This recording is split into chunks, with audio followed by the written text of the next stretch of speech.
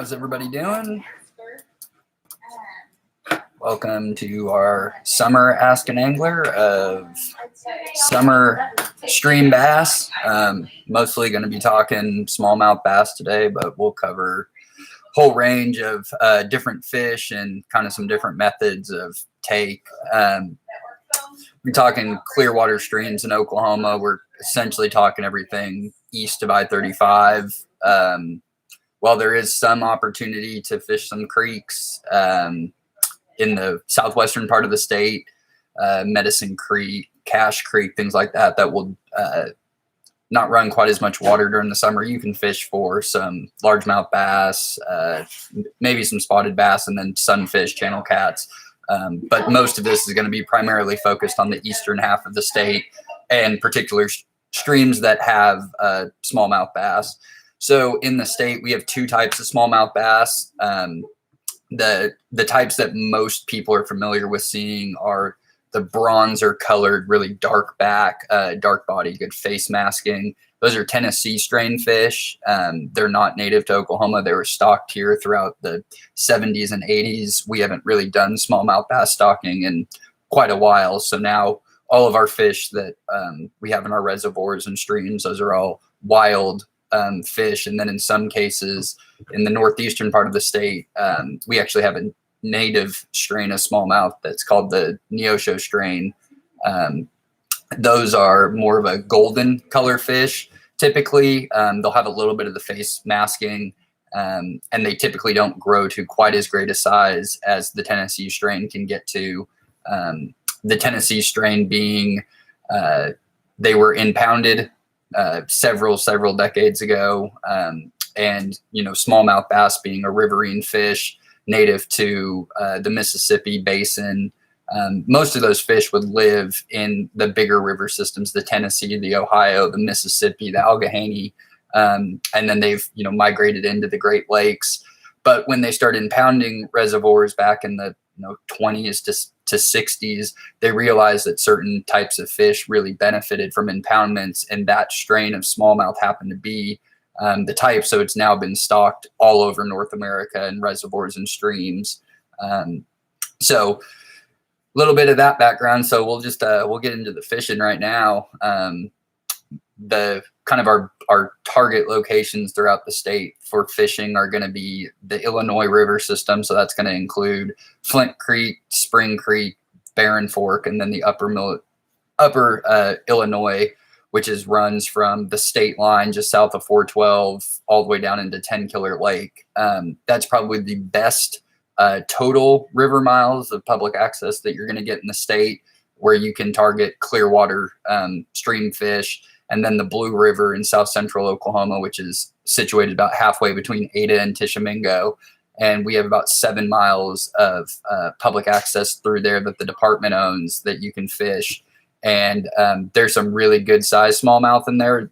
Not great in total numbers, but there's some really big fish in there. And then, public access being limited for creeks and rivers throughout the state, most of it's private property. Once you get away from the Illinois and the Blue system, you run into a little bit harder getting on the streams. But the Mountain Fork, the Glover River, which cuts through Honobi Wildlife Management Area, that's a really good wet wading stretch in through there of public access. But for the most part, wet wading in streams is fairly limited to our public access spots, because being in the stream bed, you're on private property if you're not on a public access site. Whereas floaters, if you can publicly access and stay on top of the water, you can float for as long as you want, as long as you can put in at a public access and take out at a public access. Or if you have access through private property that you've been given permission to, those are good opportunities. But so let's get into the fishing portion. Again, we're primarily talking bass, and in particular smallmouth, but we'll touch on some things that'll catch catfish, non-game fish, and then all the different species of sunfish that we have throughout our clear water streams. So let's just start out with what you could use on some of the bigger water. So again, pockets of the Glover, Blue River, the Illinois River, the Upper Mountain Fork, areas where you might have a little bit deeper water or more casting range, as opposed to fishing braids that might only be 4 or 5 feet wide, and in less than 2 feet of water. So we'll start off with what you would find the majority of your success with a hard bait, being top water. So with top water, we got box here. The ones that I really like, because again, you're fishing in moving water, so you're basically having to do, on the fly fishing math as far as what you want to throw size wise, depending on how fast the water is moving and how deep the water is. So baits that aren't quite as effective when you're in faster moving water are going to be things like poppers, where you need to keep tight with your line to be able to get that popping action. If you're throwing a popper into moving water, you're going to have more of a difficult time trying to get the bait to actually turn to do what it's meant to do.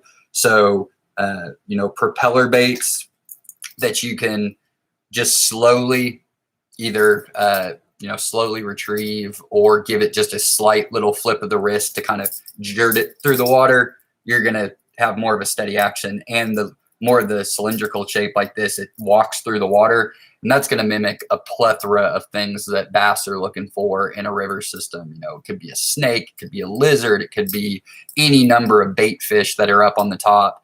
But your low morning light hours and your late evening hours, go into a top water, especially a prop bait, or even just more of a walking dog, something that the current will kind of help you move it. You don't have to do as much action with your hands. You're able to just slowly retrieve this. And if you cast it, you're looking to cast maybe 20, 30 degrees upstream to, a far bank, or if you have a pool that dumps in, fishing both sides of the fast water. Anytime that we're fishing in streams, we're looking to fish seams or slack that's coming off of where the main current comes down. That's where all your food source, everything's going to get piled up, and those where those fish sit in the slower moving water to ambush. So, a couple of good pops along the bank, you can get really good top water action, first light, last light. But just a slow retrieve, and that current, as it comes from that slack water and hits right on the edge of the seam, it'll give it its own action on the top. And that's typically where your blow up's going to happen, is right there. And smallmouth bass that will come up to the top, a lot of times they'll come up and they'll go full breach. Whereas if you're fishing in a lake or reservoir, and largemouth bass will just kind of come up and suck it down, smallmouth will sometimes go full aerial breach to get it. So top water is always an exciting thing to have in your bag if you can spend a day on any one of our wet wading streams.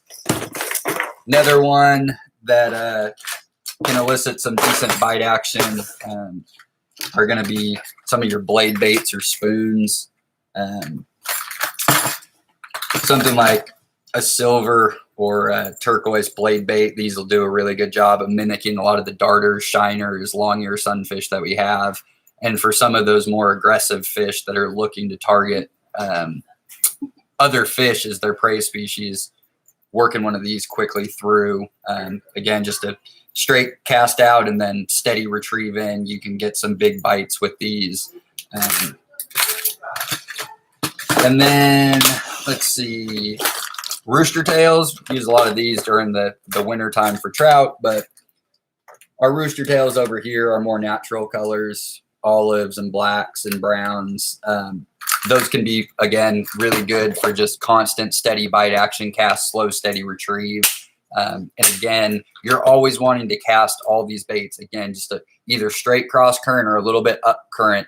But anything that's going to have a blade on it, like a rooster tail, it's helpful when it hits the water, when you snap your bail or whatever type of approach you're using, whether it be a spinning reel, bait caster, or spin caster. The second hit the water and you engage that reel, giving it a quick rod pull, and that'll get the blade spinning for you before you actually start to reel. If you cast it out and you go and you snap your bail and you start, a lot of times that blade can't get going because you're fighting going downstream as opposed to getting a little bit of the attention. So just a quick snap of the wrist can be helpful with rooster tails.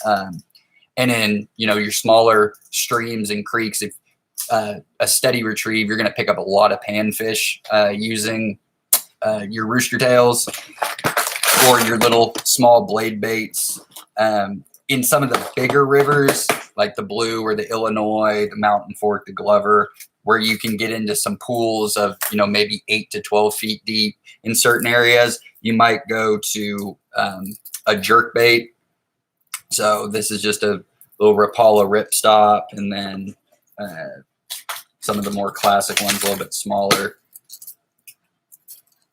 And all you're doing with these is just 1 or 2 quick reel handle pulls. And then it'll rise, and then it'll dive, and it'll rise, dive and rise. Typically, you're going to get bit as it's floating back up. But, if you're looking for something, a hard bait to use for consistency to get into fish, something like this will drive bass crazy, especially in streams. When you get big, deep runs or dump-ins off of pools that are coming out of the shallow riffle section, kind of getting downstream of that and casting right to where the current is dumping into those pools or into those big runs, and you work it right through that, you'll get fish down at the bottom, and they're waiting for food that's getting blown down in the current. And a lot of times you'll get, a bait fish upstream that's either already been attacked or for whatever reason, it's injured, and that jerk bait action, you can pull out a pretty decent sized fish out of some of those pools. But again, Oklahoma, we're not dealing with really deep, clear water. Like I said, in most places, 8 feet on the Illinois, 8 to 12 feet in some of those deeper pools, but we're really looking to target water that's anywhere from, a foot deep to maybe up to 6 feet deep in most areas. So any type of hard bait that's going to have a treble hook on it can run you into problems as far as hang-up snags. At Blue River, you're dealing with a lot of submerged boulders, some laydowns, but it's easy to get those treble hooks, wedged into areas. The Illinois, if you're not fishing around log jams, you probably have a better chance of just hitting cobble bottom to not get snagged, but hard baits are expensive. So typically when we're fishing in streams, we're keeping it to soft plastics, rigged on jig heads or weightless on hooks. But if you do want to use hard baits, these are the types that are going to generate the most success for you. You want to stay away from like a lipped crankbaits, bill baits, things like that are going to really dive down quickly, because the second that it starts to get even with you on the current, anytime that it gets downstream, now that bill bait coming back to you is fighting against the current, which is causing it to dive faster and deeper. And you'll just run those treble hooks into areas where before the fish even has a chance, you're hung up. So that's where, a box rattle traps can be effective, especially for white bass in streams. You'll get some white bass that'll hang out in those creeks throughout the summer, crappie, your largemouth bass, and then smallmouth bass. But again, keeping your size offerings to 1/8 or lighter, 1/16 to 1/8 is all you really need, especially on the hard baits. You don't want them getting down to the bottom. Those fish are looking for fleeing bait fish up in the middle to upper part of the water column. So they're wanting to attack from behind and below. So keeping it up in the current. But again, with all of our hard baits, and really for almost all of our baits in general that we're going to talk about today, you're always wanting to fish from downstream up, either directly upstream, depending on what lure you're throwing, or 45 degrees to 30 degrees upstream, and then utilizing those seams to fish. And we'll go through that as we get into the soft plastics, which is going to be the majority of what we're talking about. But for your hard baits, like these lipless cradle baits, something in gold, something in like a thread fin pattern, another thread fin pattern. This one's a little bit big. This is going to be more of a 3/16, which is going to be just a little heavy. But your reds, things like that, you're probably not going to catch as many fish using these hard baits, but you probably have a bigger potential on just a steady retrieve to pick up a bigger sized fish. But with all of these baits that I've just shown, a lot of the areas that we fish in the state for smallmouth bass in particular, you're looking at an average size fish of 6 to 7 inches up to about 12 inches. Outside of the Blue River and the Illinois, the Glover, parts of the Mountain Fork, any fish over 14 inches that you're going to catch, and in most areas is going to be that's a big fish. So 14 to 18 inches on Blue River, the Illinois, those are the bait profiles. But again, you can catch them on little tiny, 1/32, 1/64 ounce offerings as well. So typically I stick with this small of a bait profile as I can, just because I want to catch quantity with the opportunity for quality. I won't stick with something just for the sake of quality. I want to catch as many fish when I'm out there, knowing I can catch a big one, but I'm not eliminating smaller fish by using, bigger baits like that. Buzz baits are good producers as well. You talked about a prop bait at the beginning. Again, it's just about getting that blade spinning, but you want to keep your offerings, very small buzz baits, maybe even a very small spinner bait, but 1/16 ounce is all you need. You don't want to go much bigger profile than that. And then that for the last kind of the harder body baits, you can go with a bladed jig, also known as a chatterbait. The Z-Man brand is kind of well known for their chatterbait, but your blacks and blues and then your olives, I'm more partial to an olive, like a green pumpkin color. Seems to be the most versatile. Black and blue will get you bites, but I feel like any type of trailer used with this, so you could throw it out just with the skirt. And again, you want to keep it 1/8 or 1/16 ounce. Same deal. You're casting either straight across stream, maybe just a little bit up, and get that blade working. And you can couple quick reels, let it pause and fall. You can throw it straight downstream if you're using a heavy enough jig head. If you want to fish a pool and you want to fish straight downstream, you cast it out, let it sink down to the bottom, and then all you're doing is just pulling the rod tip up slowly, and then that blade on the front is going to vibrate, and then you let it pause, pick up your slack, pick up again, and then reel it in like that. That can get you some big bites. But again, when we're fishing these, anytime you're using these heavier baits and you're on the bottom or you're near the bank, you're just inviting hangups. So if you don't want to lose a lot of baits, what we're going to get into here with the soft plastics is what I'd recommend. But if you're looking for something to find one big fish in a hole and you think it's down on the bottom or it's down behind a log and you just can't get those little baits to dive quick enough, something like this. And then for trailers on it, it doesn't, you want to keep fairly, I'm a big proponent of keeping kind of matching what your skirt is. Don't, put a big bright pink tube off the back of this or worm. And you probably don't need that big of a bait profile either. You don't want, a 5-6 inch paddle tail or something like that. More like just a 3 or a 4 inch little stick worm. And you just rig that on there off the back, maybe trim the skirt up a little bit to give it a little bit more subtle of a bait profile. But your trailers, things like this, little twin tail, ribbed, every brand has something in this black and blue color, as well as a green pumpkin with red and black flake. Those are your two kind of go-tos. You might even look at something that's got a little bit of orange in it. Long-eared sunfish make up a pretty healthy diet of our river bass. So something that's got a little bit of an orange belly on it, that's going to mimic those long-eared sunfish pretty good.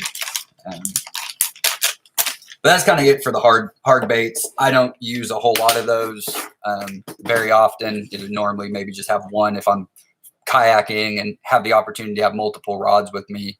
Rig up one with a heavier chatterbait or a big jig head on it, just so I can work the bottom in deep pools. But most of the time, even what's considered a deep pool, I can get down far enough into the water column with a smaller 16th ounce, 1/32 ounce bait by casting it upriver, allowing it to fall, and then just very slow rod tip pops while picking up the slack. And essentially what you're doing is you're just drift fishing.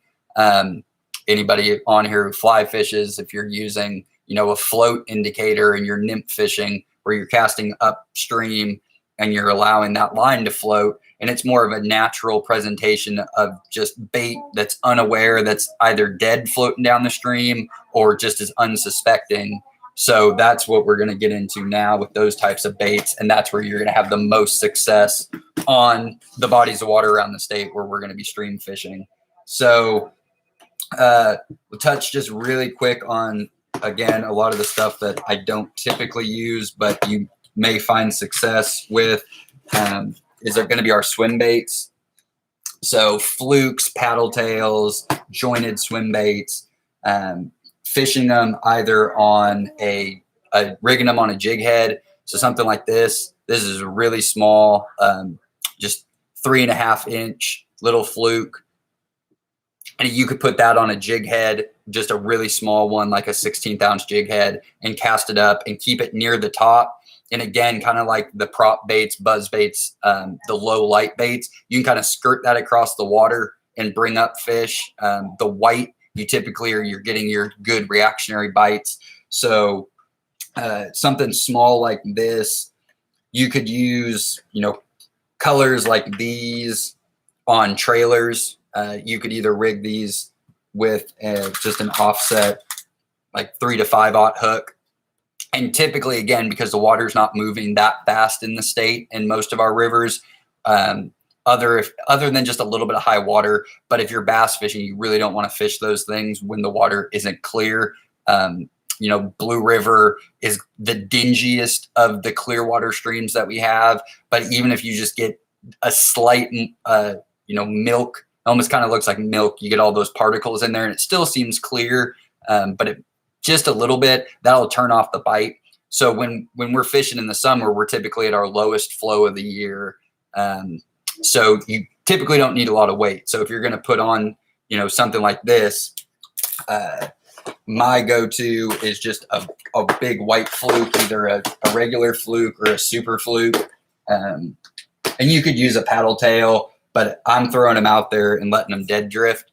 So you take this and then you go rig it through the nose, and you're going to pull it out through the belly about 1/2 inch down. You work that up the hook shank, and then it turns as you go up. And so that hook shank is coming out of the belly. And then on these bigger flukes, they actually have a hollow body. So you could put a weighted hook that was in there. And you just run your hook point up through the middle of that and pop it out the back. And it'll be like that. And then again, because I'll squeeze it forward just a little bit and then let that hook point embed back in. So it's weedless. We don't really need it to be weedless, but that just helps keep that bait on the hook. And so when you're throwing that up 45 degrees upstream, all you're doing is letting it hit the top of the water and give it a second to let that current take it. And you're basically just picking up the slack. You might give it one quick reel every now and then to get that tail whip, but by casting it cross current upstream, the stream's doing all the work for you. So that thing's going to walk right across the top of the water. It might get down to 4 or 5 inches subsurface, but you can get some really big reaction bites, especially on like the Illinois, where you have water that's coming in. Blue River is mainly fishing braids, and then those waterfalls go over. So it's more, it's a different style, I would guess, of fishing when you're on the Blue River, from location of how you're casting, because you don't have the classic Ozark type stream like in Illinois, where you're going to get the big riffle sections where the water's only this deep, dumping into pools, then hitting a turn, having a run, and then a tail out. Blue River is basically waterfall to waterfall to waterfall to waterfall, and then it braids out and it runs over those shoals. So fishing this on the Blue River, you're going to get a lot more sinking action because the water, once it comes over those falls, really slows down.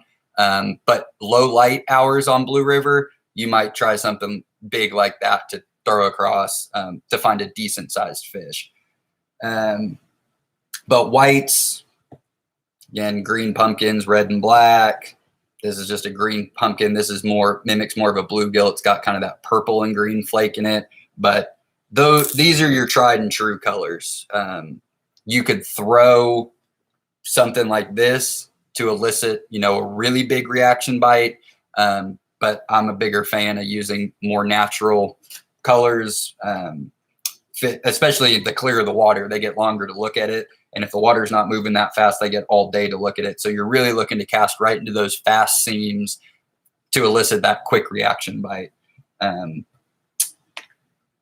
then we have just a couple more different swim bait type baits that you can use. Sassy Shad. So colors like this, where we got natural color. This is, you know, you get into the far eastern reaches of the state, clear. You might go something that's got some thread fin or some of the shiners, pearl white. And with these, again, an 1/8 of an ounce jig head that's rigged on them is going to be plenty, maybe even a 1/16 ounce. But these are pretty standard. You're going to go right through the nose with these and then go right down the line of the back as it works up the hook shank, and then you pull it right out through the back. And then it'll sit right up there on the bait holder of the jig head. And then you just cast that straight out, just nice, slow, steady retrieve in. That paddle tail will kick across, and that will find you the bites. So let's get into what is more the traditional type tackle to use when we're on these clear water streams. You could might even look at, you know, taking a crappie box with you too. If you got space, throwing a couple of little baby shad in, again, the whites, the things like this that are going to mimic your long ear fry that we have, like that, and then your whites and natural colors. Those are all going to catch fish, but now we'll start getting into the stuff that will catch your fish in the greatest numbers. What's going to give you the most success when you're out on any of the clear water streams in Oklahoma, to just catch total number of fish, and then as well as catching the biggest fish that you can by opening up more bites per day. So with that, if we were going to go to the Illinois River or the Glover or the Mountain Fork, we're mostly looking at our grubs and tubes. So again, colors like this, they're mimicking our long ear sunfish, and they're going to mimic crayfish in a lot of places. But rigging these with jig heads, now there's a lot of different jig head options out there. You have your classic ball jig heads. You have jig heads that the hook profile on them is more of an offset. So something like this, that's more like a stinger hook. It's got that big wide gap on it. These are great for smallmouth. Smallmouth have a tendency to go airborne. They have a tendency to throw hooks. So using something like that, you have your standard, just straight shank jig head. And then more of the Midwestern style, which are becoming increasingly popular, are what's called a Ned head. So it's a jig head, and as you can see, the shape of it is more like a mushroom cone, mushroom cap. So what that does is when it's working its way across the bottom or it's swimming, the inclination is for it to pull headlong, so it's down, whereas this is falling at much less of an angle. So these are great for any type of crawfish imitation bait, twin tail grub, something that you want to work across the bottom. Ned heads are great for that because they're going to stand that hook point up a little bit. It's not going to get hung up as often in the cobble on the bottom, but you can throw, you know, something like that, and that's just going to walk down the bottom. So rigging something like this, you know, you want to rig on the side that doesn't have the claws. So anything that comes in a grub where you have the top, or your crawfish baits, things like this, have little tails on them, you're always coming in through the top. And with most of these profile baits, this one has eyes on the top, so you're wanting to come out the the front where those eyes are at. So it's like this standing up. Ones that don't have eyes or don't have an indicator at top and bottom are typically either or, but you always want to be coming out of the flat side. So your hook point, when it's coming out, your claws or your tails or whatever appendages are off the back should always be in between the hook point. Your hook point should never be coming out of the side where the appendages are coming out. So they want to be laying flat on top just like that. But all these are great. Again, natural colors. So most of these are pumpkin, olive bases. They might have a little bit of orange in them, a little bit of red and black. But these are your colors. This is about as bright as you're going to want to get. With most of these are considered root beer, flake, root pepper root beer, yum, and Zoom has Fat Albert, Grubs that it's root beer, pepper green flake. But that's what you're looking for when you go to buy soft plastics to go to streams and creeks around Oklahoma, and really, most smallmouth territory from here all the way across the Tennessee basin. Those fish are looking at similar bait profiles. As you get up north, Wisconsin, Minnesota, New York, they're going to have a few different bait species like gobies in the Great Lakes. So if you're ever watching shows on smallmouth bass, especially if it's up north, they might use a little bit brighter color, or might be completely exotic color, depending on what those prey species are. But here in Oklahoma, we're wanting to keep it either on these root beer pepper, where it's mimicking more of a bluegill, or where we get in our dark greens, which are going to be most of our crawfish, other small bait fish species, and then our long-ear sunfish, which are going to have that orange underbelly, turquoise backs. So swim baits in that color can be effective. But what I really hold true to in all of our streams are tubes. Crappie Max makes 3 different sizes of these. These are the 1.5 inch, and they make a 2-inch, and they make a 2 1/4 inch, which is in a package that the 1.5 and the 2-inch come in a pack that's like this, and then the 2 1/4 come in this little bit bigger package.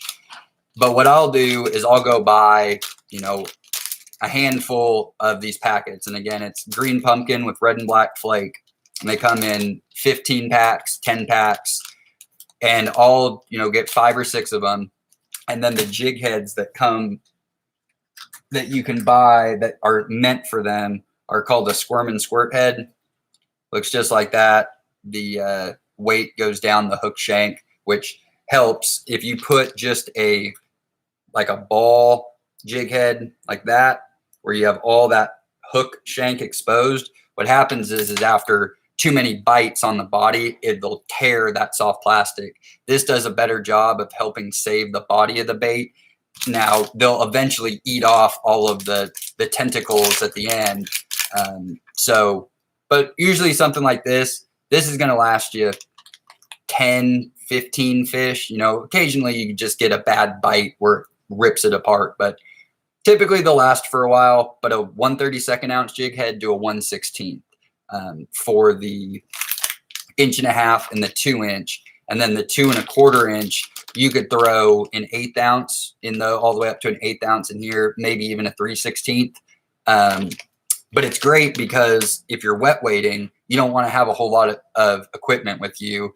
A lot of times you don't even want to have a backpack with you, just because if you're wading out to, chest deep or navel deep, you have your backpack and it's going to hang in the water and it's going to get soaking wet. So unless you have a really nice, expensive waterproof backpack or waterproof pack, having just a fishing shirt or, whatever soft material shirt that you wear that you get wet when you're in the water, if it has a chest pocket on it, or if you can buy a chest pack, it's great because I'll just take a pack of these, and then always want to have a pair of forceps or little pliers in case, fish inhales it, and then nippers, and that's it. And this is all I'll take if I'm wet wading, this is all I take. Don't take any of this other stuff.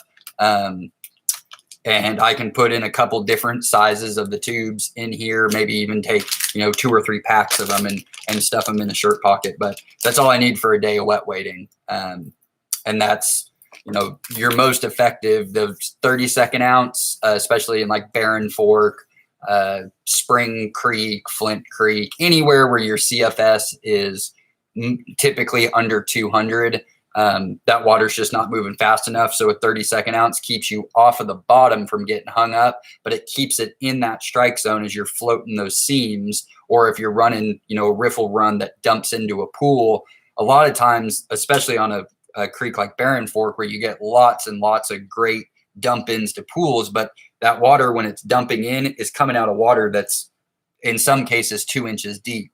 So if you were to throw an 1/8 ounce jig head 2 feet up into that to make it dive down into the pool, it's going to get hung up on the rocks before it even gets a chance to dive down. So a 32nd ounce is perfect. It gives it just enough time for the current to then take it into that under eddy, and you'll get lots of bites just right there at the dump in. And then you can work it on the back side of a seam, and your line, if you're using monofilament line, especially, it's going to float. Typically I'll use fluorocarbon, in streams on most of my rods, 4 pound, 6 pound test. If you're fishing any of the small creeks, 4 pound is plenty. Any of the bigger streams, 6 to 8 pounds is plenty. But again, on that clear water, the higher you size up your line, those fish can start to see it. Anything that looks non-natural can cost you bites. So being a 6 pound test on a nice rod is going to be your best bet, keeping you getting bites. What's the best bait for stripers? Well, if you're fishing on, below Eufaula or below on the lower Illinois, below 10 killer, big profile swim baits. Most people fish with live bait. So they either have a bobber out with, a live trout on it or a live shad. But for stripers, the box I showed a little bit earlier with the Sassy Shad, these are mostly 2.5 to 3 inch Sassy Shad, but you could use paddle tail swim baits all the way up to 5-6 inches for stripers. But that's going to be your most effective artificial lure for fishing tailwaters or streams for striped bass, hybrid striped bass, white bass is going to be paddle tail white swim baits, or chartreuse and white, blue, green colored backing with white bodies, or anything that's an exact replica of a gizzard shad or a threadfin shad. But those are going to be thrown probably on 1/4 ounce jig heads, maybe even 1/2 ounce jig heads, because you want to really rip those things through the water. Spavinaw Creek into Hudson. Yeah. So there's lots of different fish that move up into that creek. I've seen different species of fish caught out of it. Overall for smallmouth, it's going to vary depending on the time of year, how many fish stay up there, how much water is moving in between the lakes. All those things are going to affect smallmouth in that tailwater control area, but there are smallmouth that are in Spavinaw Creek there. So flies for your streams, it depends on what you want to fish. So bets, bass bugs for top water, any type of specialty top water flies, like things that are called a mouse that you can run across the top that are going to same color patterns as we're talking about now, olives. And for top water on Blue River, you might want to have it a little bit bright, something like a chartreuse back with whites and greens through the middle. But typically when we're talking smallmouth fishing in Oklahoma with the fly, it's stripping streamers, jig flies, woolly buggers, fishing them identically. We're talking fishing our little stick baits, our little tubes, our little grubs.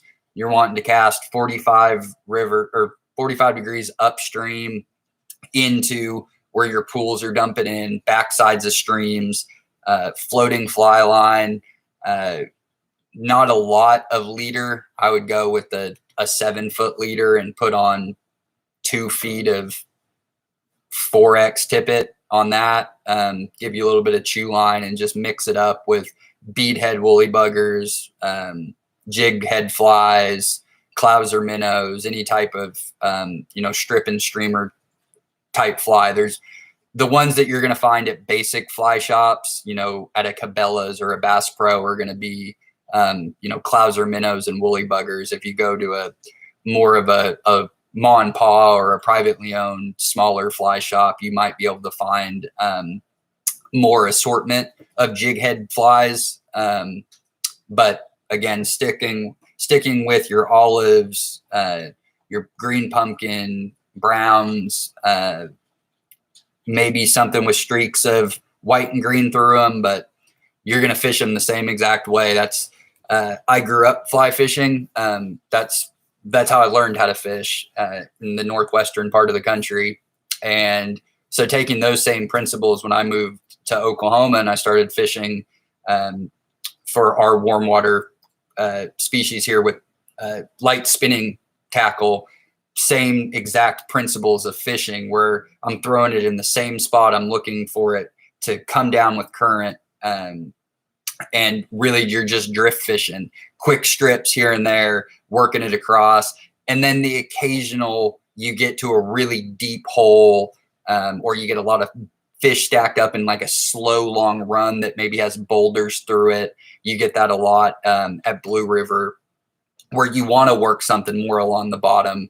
I'll, keep a handful of up to 1/4 ounce jig heads, the Ned head rigs, or a couple of chatterbaits that I can fit a bunch into just a pack like this to go into my pocket. So having a few options like that, but it's the same thing with your flies. Now, if you want to pick up a lot of non-game species, which are really fun to catch on our Clearwater streams, your river red horses, your buffalo, your drum, your carp sucker species, your common carp, things like that. Then you're looking at utilizing, very small nymph flies, pheasant tails, Bloody Marys, copper johns, lightning bugs, prince nymph, but keeping it really small, 16s, 18s, 20s. Rubber-legged yellow sallies are a great all-around nymph fly, especially if you want to weight it down. A lot of times those won't have a bead head on them, so they won't dive, but you can throw a big stone fly and just do a dropper with a rubber-legged sally. You could throw a big, especially now we're getting into the heat of the summer finally, a big hopper or a big stimulator, big rubber-legged stimulator size 14 to size 6 or 8, and then run an 18-inch dropper with a pheasant tail or a rubber-legged sally. Those are going to be really effective flies to use. But if you can fish either with the float and you know exactly what your depth is, banging those little tiny nymph bugs down along the bottom, you can get into some of the bigger fish in the creeks. Typically outside of, I wouldn't even say in Blue River, because you're going to have your catfish species. Your non-game fish are going to be your biggest fish in our creeks. So it's fun to hook into a 4, 5, 6 pound fish using either light tackle or a fly outfit. Whereas, your smallmouth are going to run a monster smallmouth out of any one of our bigger rivers, Blue, Illinois. You might be able to find one that's 6, maybe 7 pounds, but those are once in a lifetime river fish. The majority of your fish are going to be on the big end, touching 3 pounds. 2 to 3 pounds are going to be your giant trophy fish for the most part. Majority of the fish are going to be 6 to 12 inches. So having the opportunity to catch river red horse and drum just kind of opens up your day. So fly fishing, you got a lot more options as far as what you can catch with that same nymph, especially if you're getting down on the bottom. But the little 1.5 inch tube, banging that along the bottom, that'll pick up drum and buffalo. Not as often as you will with the nymphs, but it will pick them up. So you get long runs where you have some of those non-game species in there. That tube can be effective with picking them up. So what else do we got? You know, you may even try like a little Ned head jig, just an extra skirt to help instead of just having a non-skirted head. Gives you a little bit more of a bait profile. With these little Z-Man finesse TRDs work great on these.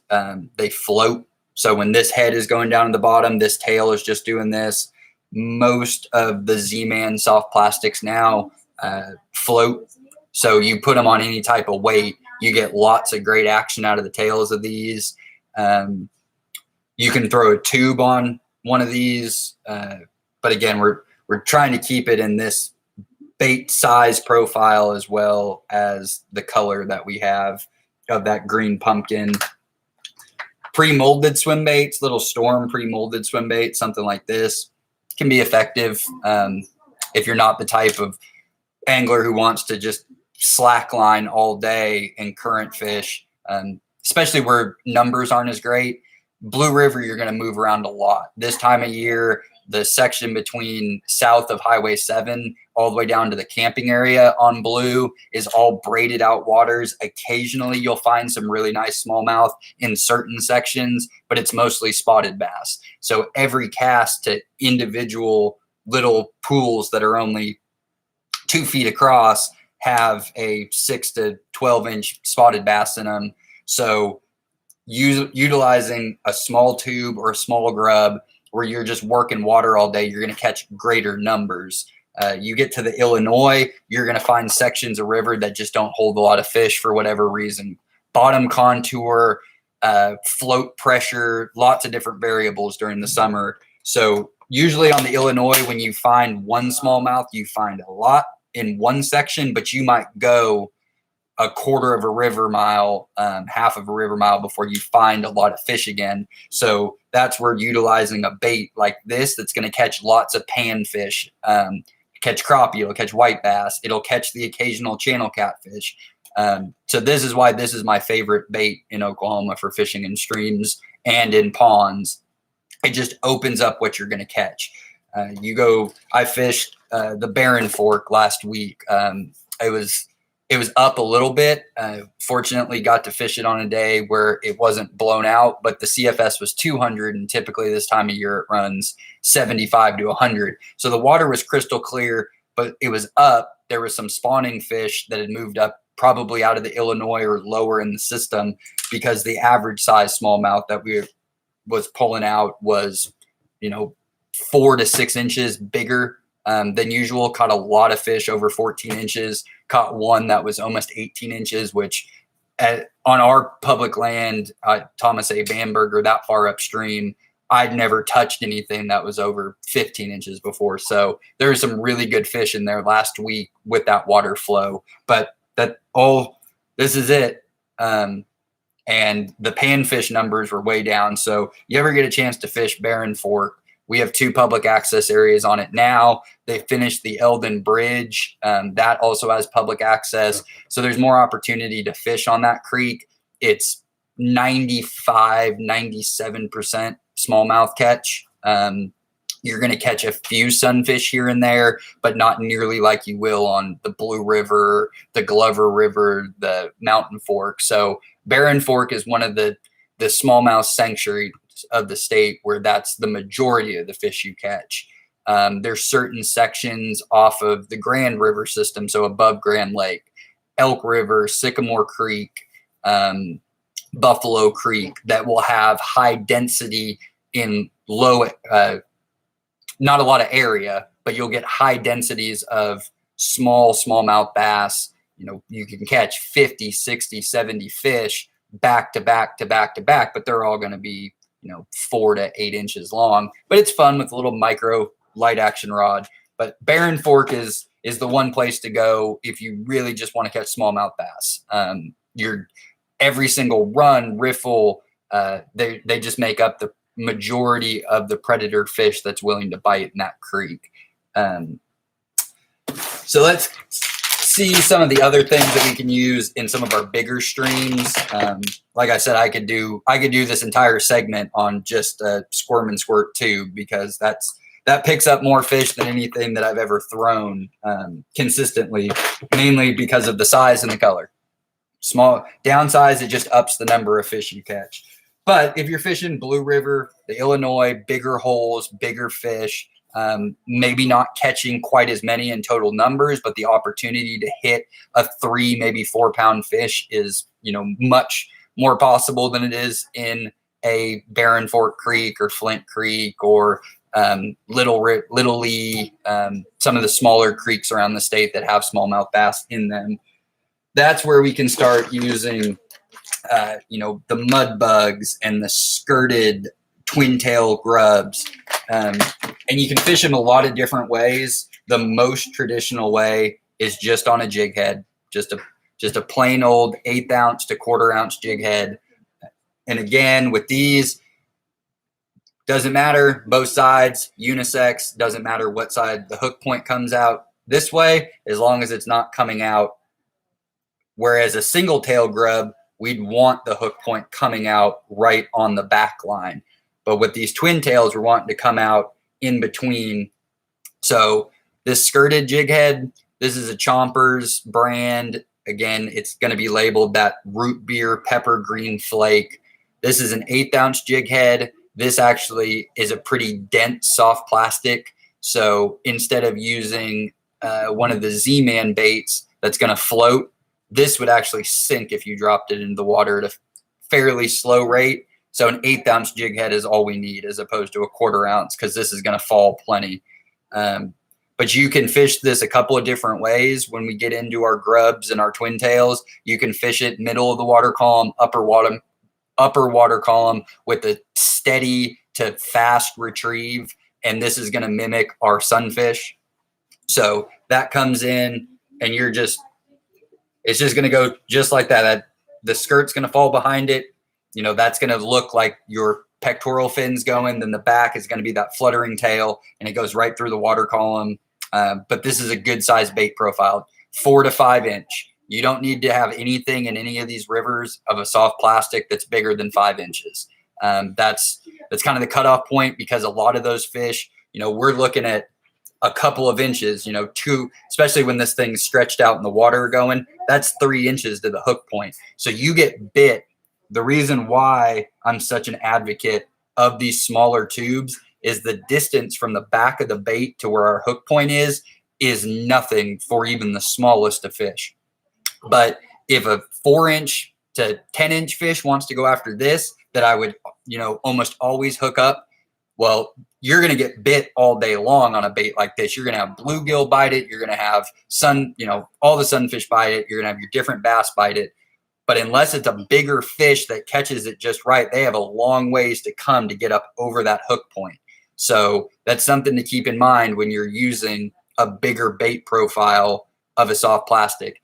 It feels like you're getting bit all day, which you are, and you might think you're doing something wrong on hooking up. It's just that hook point was never on the mouth. So a lot of times what you can do, especially if it's a bass, because they'll hit and then open and hit again, is if you feel kind of that tap, tap, tap, or a heavy hard bite and you kind of ripped it through the water and there's nothing, give it a couple of reels and let it fall again. Or if you're feeling it getting tapped on, just stop your reel for a second and then see if that line gets tighter, you get tension.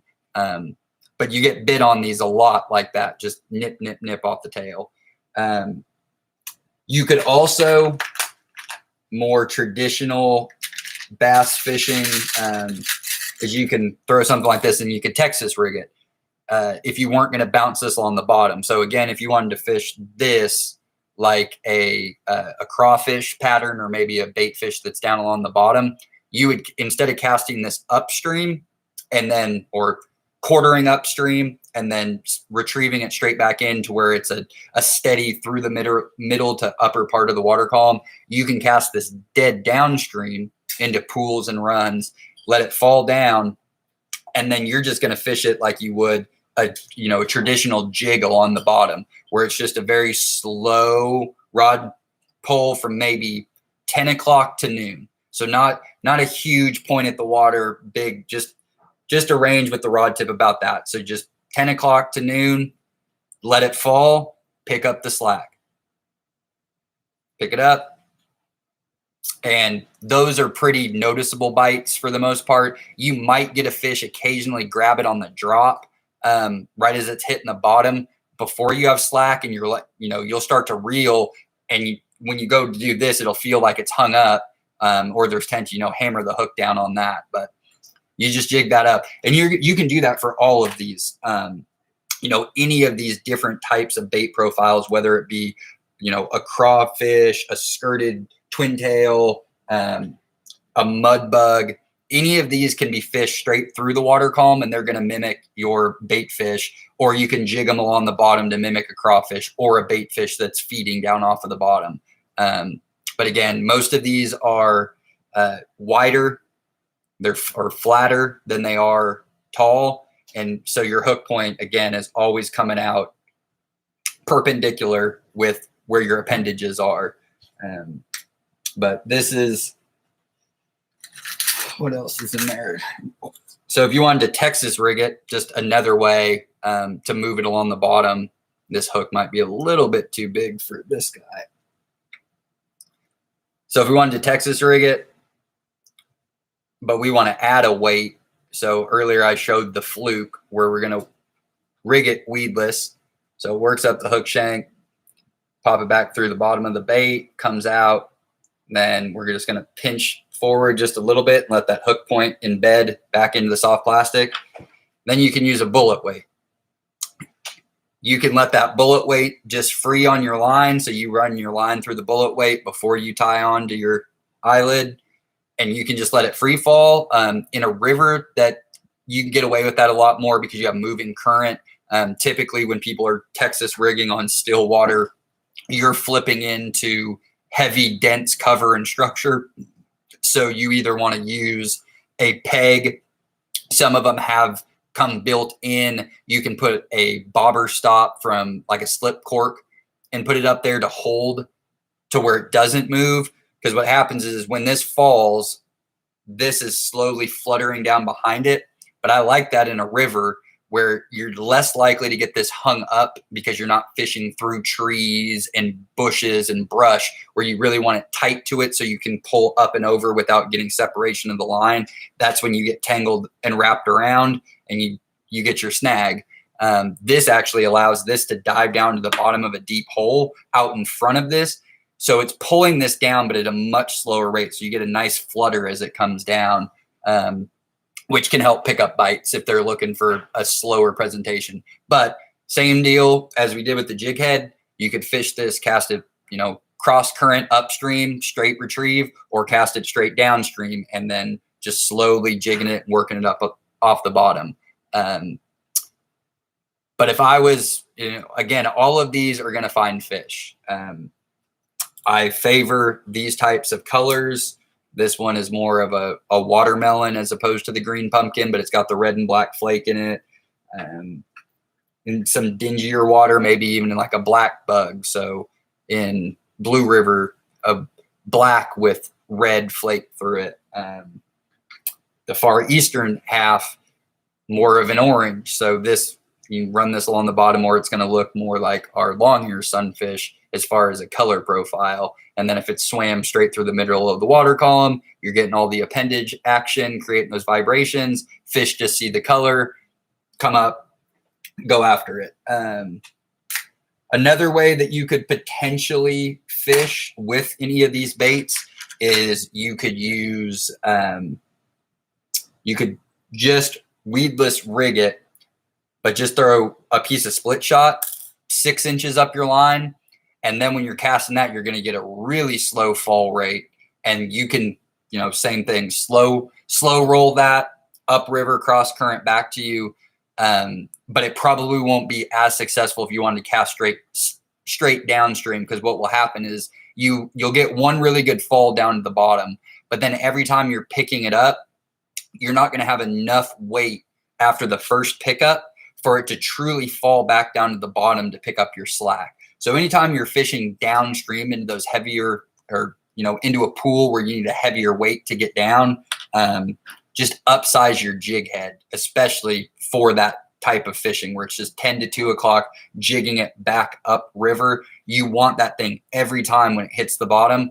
As you're pulling it up, you want it, it'll be a slow flutter up, but you wanted a quick fall right back down to the bottom. That way, when you pick up your slack, you can work more of the strike zone on the way back to you. If it's too light, when you pick it up, it's going to get caught in that current and you're going to pick up your slack. You're actually going to be working that bait higher and higher and higher into the water column by the time it gets back to you. Whereas if you're standing at the top of a dump into a pool, you want that thing banging along the bottom all the way until it gets to where the dive into the pool, where it hits the bottom right there. And then it's probably sitting only a couple feet out in front of you, and that's when you pick it up.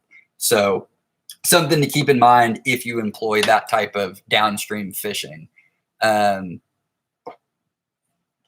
Fish Denison Dam. Yeah, so again, this is more of clear water streams. It's not a temperate bass. So, but again, below dams like that, if you're talking about hybrids and stripers, big paddle tail swim baits, 3-inch all the way up to 5, 6, maybe even 7-inch baits, especially for bigger stripers and hybrids. That's what you want to stick to. Or curly tail grubs in the 4 or 5-inch variety that are going to be your chartreuse colors or your white colors. These are very small. These are going to be more for the little creeks we're talking about. I might have some bigger ones laying around. Those are twin tails. Yeah, so here's more of what you would want to use below a Denison dam if you were to use grubs. This profile, and if they're pumping water, you're probably looking at a 3/16 all the way up to a ½ ounce weight. And when you're rigging up a grub, you can do it a couple of different ways. And again, this is going to work for, you could use this in any of our creeks. You probably wouldn't want to use this big of a profile. You'd want to be looking more at something in the 2 to 3 inch range like this. But with our grubs, it's important. So whether you're using something that's got a blade on it, like a little Roadrunner head, or just a straight jig head, anytime you're rigging a grub, grubs are meant to be rigged tail side up. So the bottom of that tail, if you were to hold it out and they run down the seam of where the plastic mold was, this side up should always be where your hook point is at. You don't want it facing like this with the hook point coming up this way, because when it runs through the water, this thing is meant to catch water as it goes through to glide. So it'll curl just like that, and as it goes through the water, it creates the illusion of a swimming bait fish. So you put these on, make sure you go right down the seam where the bait was molded together, and it'll pop right out, and then make sure that it's tail side up. Goes on just like that. Then when that goes through the water, but grubs and paddle tail swim baits in white, shad, chartreuse, those are your below tailwater. For our smaller creeks and streams, for our black bass species, if I'm going to run a grub, I like something like this. So this is just a Zoom Fat Albert in root beer with green pepper flake. So for these work great on like little stinger offset jig heads, but they're going to work on any type of jig head. I like to cast these straight retrieve, especially when you don't have any of the appendages that go off of it. Running a straight grub down along the bottom for our black bass species, it's not going to pick up as many fish because the bait profile, when it's down on the bottom, it's just not giving away what should be down there. Whereas when we have all the appendages on just a twin tail grub, when that's down at the bottom, you could trick a fish into thinking that's a crawfish. You get that extra action. With this, I want to keep this middle of the water column, upper water column. I want to run it over. If I have any type of structure, like a log, big boulder, I want to rip this thing right over the top of it and find those fish that are looking up. So the jig head that I'm going to use is going to be just a basic round jig head. Now, what type of hook that it has on it is completely up to you. I like these stinger hooks with the kind of the back facing. You can see that it's not an offset hook. It's a straight shank hook, but at the end, the hook point is more offset. So what that's going to do is when you hook that bass and it goes airborne, this has a tendency when you get it hooked, it'll turn back into it, and you'll less likely of them working that hook, and when they go airborne, being able to spit it. But these, so again, you come right down the seam line of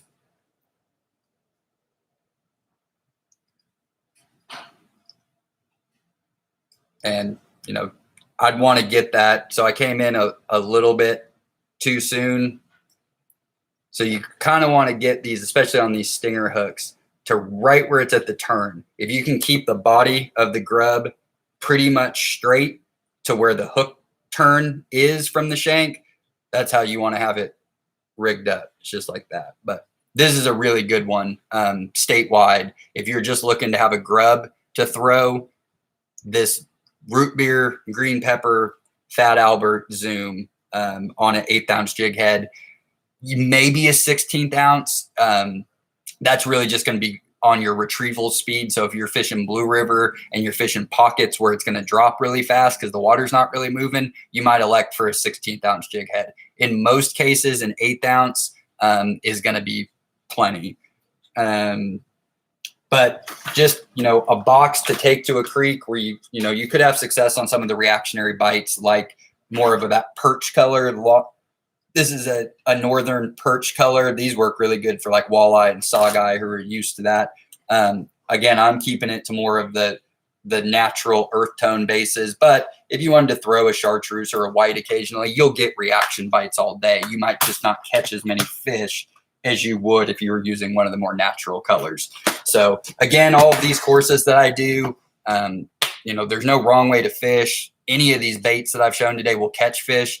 I'm just a huge advocate of trying to catch as many fish as possible when I go fishing. So typically what that means is downsizing, slowing down your retrieve speed, and using natural color bases. So in the case of Oklahoma, green pumpkins, red and black, flake through them, or a green and purple flake in a root beer or a green pumpkin base. Those are our really natural colors for all of our prey species, whether it be crawfish, sunfish, lots of our different types of shiners and chubs and darters. They're all going to have, different types of reds in them, greens in them.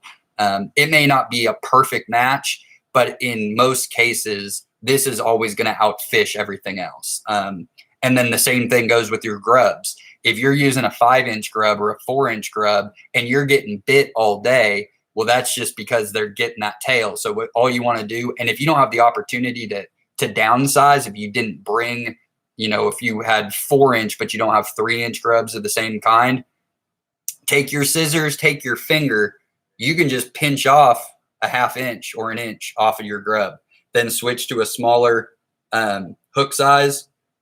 And then when those fish come in, they have a little bit better opportunity to get to that hook point from the end.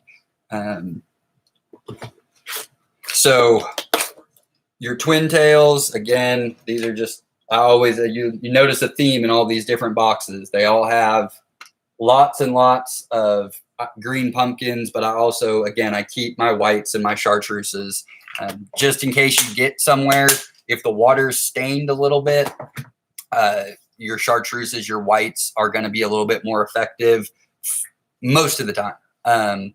But oftentimes with smallmouth bass, if that water isn't crystal clear in their habitat that they're used to being in, you're just not going to get a lot of bites. And it doesn't take much. It can just be, it can still be clear to your eye. You put on your polarized sunglasses and you're used to, northern Oklahoma, western Oklahoma, central Oklahoma, especially where it's clay water and it's stained. You're like, this is clear. But to those fish, if it's not crystal clear, that'll turn the bite off, especially with the smallmouth. Now, your largemouth, your spotted bass, your sunfish, your catfish, they're going to be a little bit more adventurous in those water conditions. And that's where your whites and your chartreuses are going to come in. So if you happen to go on a camping trip, you don't get to choose when you go fishing. It's like, oh, this is the weekend, and you end up with water conditions that aren't crystal clear. Then having a white and a chartreuse, those brighter colors and more of that stained water to elicit reactionary bites will help you probably pick up more fish than if you were just throwing something that was natural and not getting bit on that. Switch. If you're not getting bit on this, on a green pumpkin with red and black, or green pumpkin with green and purple, or root beer with green and pepper, if those are not getting bites where you were fishing, and the conditions aren't, it's not monsoon, it's not flooding, the river hasn't dried up, then switch to a white or a chartreuse or maybe even a black, and then see if one of those colors is going to pick it up. But I don't switch to that. I don't use those colors as my primary option until that becomes the fishing conditions. Favorite type of waders, that's kind of, up to the angler. I've always been a Sims wader person. But I got family members that wear Orbis and different brands. It's really just finding a wader that fits, that's a good price, that you're going to get use out of. But the waders that are made today are night and day what they were 15 years ago. The less ripping at the seams, less kind of manufacturing errors that you used to see on waders. You don't see that nearly as much across the brands. So, but my favorite type in particular are Sims Freestone. I like those a lot. Waders that you can have gravel guards on for your feet, those are a must these days, especially the way that they make boots. So having gravel guards on, especially if you're fishing cobble. But this is all for wet wading, so I'm usually wearing board shorts and a pair of old running shoes, old just like cross training shoes. But you can get lots of wet wading options for shoes, neoprene socks that will have gravel guards on. If you wanted to wear boots out, those are all good options. Best wading boots in Oklahoma are just going to be regular rubber sole. You don't need felt. Felt was actually not very encouraged anymore because of aquatic nuisance species throughout the country. They're easier to carry in the felt. Rubber soles you can just hose off when you're done. You really don't need cleats or studs anywhere in the state. It's just not going to get that slick. In most cases, you're either dealing with cobble bottom, and even at Blue River, most of those rocks are not slick. But always test, anything, especially rocks that are exposed on the river that are wet on top and might have some algae or slime or vegetation. Always, keep your balance on your back foot and test your toe to make sure it's not slick. But I haven't found anywhere in Oklahoma where I've had a real difficulty of slipping in the creek bottoms. Again, anybody on here, feel free to ask questions if you just hopped on or haven't covered a topic, or I'm moving too fast, or there's something else that you want to talk about that has to do with wade fishing. Throw it into the chat bar. This is meant to be conversational. It's meant for you guys. Like I said, if I do a whole course just using this, because that's all that I'm going to use anywhere that I go, have success everywhere. I've caught the biggest fish that I've caught in the state have come on 1/32 ounce. You size up, start using things like this, you'll find the 12 to 14 inch fish all day in most of the creeks and rivers. But just because you're using something that's tiny, that you don't think is going to get a big fish's attention, it's an entirely different ball game when you're in a creek and a river. Those fish are feeding constantly throughout the day. They don't have the luxury of reservoir where nice and calm, they can hunker down. It's a constant battle for life in rivers and creeks. So your bite action is always better. I love stream fishing because you catch more fish than you do anywhere else. Those fish are just actively feeding, and you figure out what the size profile and the color is. It's a lot like shooting fish in a barrel all day, especially on our smaller ones like a Barren Fork, where it's not uncommon to go out there for 4 or 5 hours and hook into at least, 150 fish in the span of 4 or 5 hours. You may only land 90 of them. Even the small ones have a tendency to be able to throw hooks or just get off smallmouth or wily. But on a blue river, walking those braids, a good day during the summer, starting about right now. I'm sure the water's a little high from the rain that we've gotten. And the blue takes the longest to clear out just because it can hold water in those pools. But most of the eastern streams this week are going to be cleared up and flowing at a little bit higher volume than they typically would, which is good for fishing. The only time that stream fishing in the state slows down a little bit on a typical summer is going to be towards the end of August, early September, the dead doggest days of just 90 to 100 degree heat day after day after day with no rainfall. And then fish will get caught and you'll get a little bit of pressure. But typically June, July, even April, if you don't have a lot of high water, those fish are coming into their spawning activities, smallmouth. They're pushing out of their winter lull. So April through Memorial Day is really good on the Illinois. Once you get past Memorial Day, typically you try to go fish it in the middle of the week, Tuesday, Wednesday, to avoid the float crowds. That will hinder fishing considerably in some areas of the river. So typically during the middle of the summer, I stay away from the Illinois. So Barren Fork's a great option.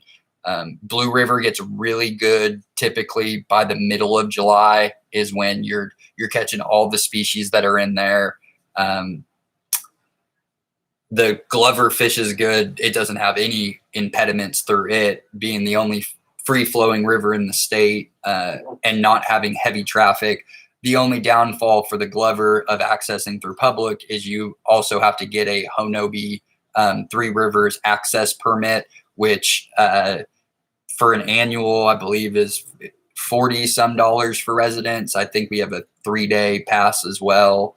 So that's the only knock on the Glover is that it costs you an extra few bucks to go fish that, but it's great. I mean, you really get away from the crowds there for fishing. But Barren Fork, I've fished it a dozen times in the last few years at our new our Bamberger property we have over there. Never had somebody fishing. There's a nice swimming hole right at the parking area, so it's a great place to bring your family. If you want to fish and the kids want to play, and you got some family that they just want to hang out on there, it's a great place.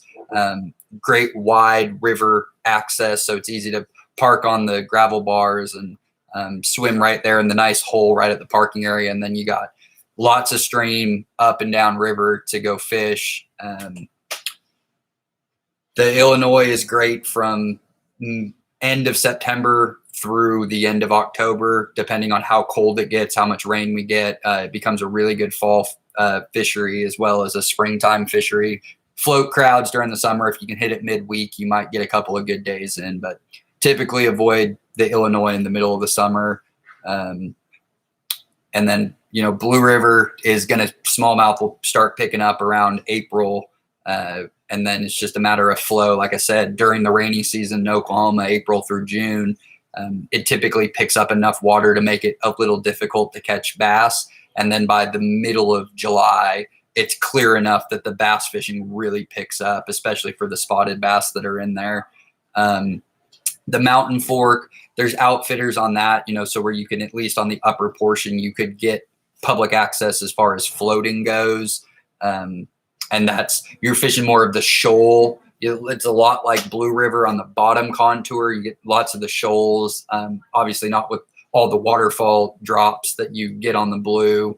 But those are really, there's not a lot of public access for wet wading. So the few opportunities that we do have, the Barren Fork, the Illinois, the Blue River, there's some GRDA access up on the north end of Grand Lake for like Sycamore Creek, where again, if you live in the area, it's just a great spot, good little close to home retreat.